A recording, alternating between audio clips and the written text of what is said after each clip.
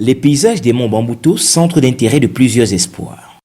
Son flanc et son contrebas en particulier, porteur de la félicité d'organisation de producteurs ici en brainstorming autour de Rainforest Alliance. Et après la mise en place des CGP, qu'est-ce qui va suivre? Les prochaines étapes, c'est nous, l'objectif, c'est de faciliter les maires à signer une convention de gestion durable. Et cette convention de gestion durable de leur paysage, qui est le paysage des monts Bamboutos. Et c'est de mettre en place le comité de gestion du paysage, qui sera la structure de gouvernance que les maires vont utiliser pour discuter des préoccupations qui sont touchées au niveau de chaque paysage. On a débuté justement l'année dernière avec la mise en place d'un comité ad hoc pour réfléchir sur la structure du comité de gestion de paysage, qui est la structure de gouvernance pour gérer durablement le paysage. Quand la structure a été proposée, nous avons organisé des réunions au niveau de chaque commune pour expliquer le document cadre pour la mise en place du comité de gestion de paysage. Et après l'explication, nous avons organisé donc une séance de validation de ce document cadre pour la mise en œuvre du comité de gestion de paysage. Et c'est un comité de gestion de paysage à 2 niveaux.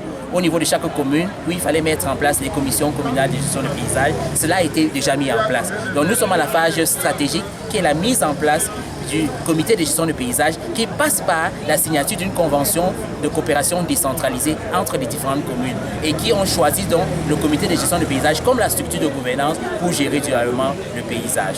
Les prochaines étapes, c'est nous, on va recruter des consultants qui vont travailler avec les membres de la commission communale de gestion du paysage pour développer le plan de gestion durable du paysage. Et dans ce plan, il y aura des options pour protéger la biodiversité des monts Bamboutos au niveau de chaque commune. Et on va donc développer aussi un mécanisme de micro-subventions qu'on va donner à chaque commune pour implémenter les options qui seront documentées dans le plan de gestion du paysage. Un début de solution et pas des moindres se projette à Bafoussam, la capitale du Bénin. Avec la participation effective des organisations de la société civile, d'experts et des collectivités territoriales décentralisées du nord-ouest et de l'ouest. C'est la principale source d'eau pour les 3 régions, l'ouest, le nord-ouest et le sud-ouest.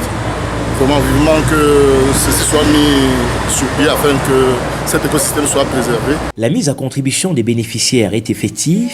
D'ailleurs, on s'est approprié le projet depuis la phase de sensibilisation. Ce n'est pas les solutions importées.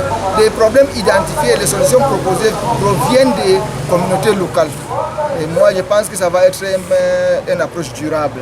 Plus que d'autres projets qui viennent imposer peut-être les idées et on exécute, mais ce n'est pas durable. Voilà qui va sans doute réduire les soucis des maires riverains des monts Bamboutos ou moins montrer les pistes de résorption durable. Nous avons été toujours très soucieux des problèmes liés à la gestion des paysages du mont Bamboutos.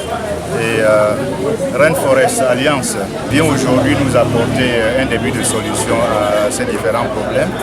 Et nous allons dans cette convention qui contient déjà un début de solution à un certain nombre de problèmes, nous atteler à la mise en œuvre de ce qui est pris en compte dans cette convention et aller également vers les populations concernées et leur expliquer un certain nombre de choses. Il y va de la survie de cet espace très fragile du biotop des Bamboutos. Depuis Bafoussam, solution Michel pour Ouyanous.